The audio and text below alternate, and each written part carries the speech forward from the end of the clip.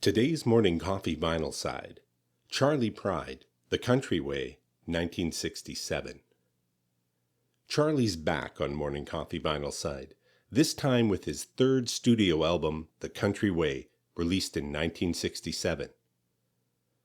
I'm zeroing in on that date, 1967. Famous for the Summer of Love and the Monterey Pop Festival, and making note that it was a year of great change in America.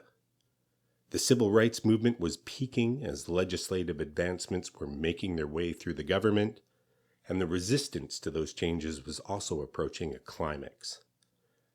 During its long, hot summer, there were over 150 race riots reported in cities across the USA as the inequities experienced by those in America's marginalized black communities were cause for an explosion of consequential reactivity.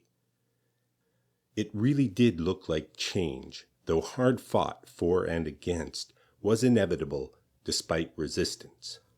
It was also the year that Charley moved away from Helena, Montana, where he held a job at the local smelter, to Great Falls, as it appeared that a successful music career was itself inevitable.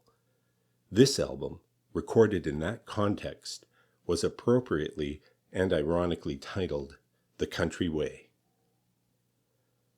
Its liner notes call attention to Charley's race, noting that if you were unfamiliar with Charley, you might be surprised to learn that he was a Negro.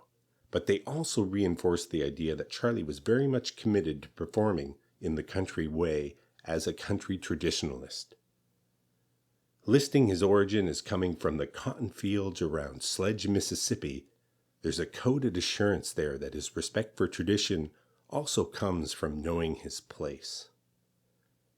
It's a curious phrase, and a black man successfully singing country was about as transgressive as it could get for the time. But the assurances that the country way was being respected and honored kept the door open for Charley. And all this happened in the wake of a change within country music itself and its growing outlaw movement.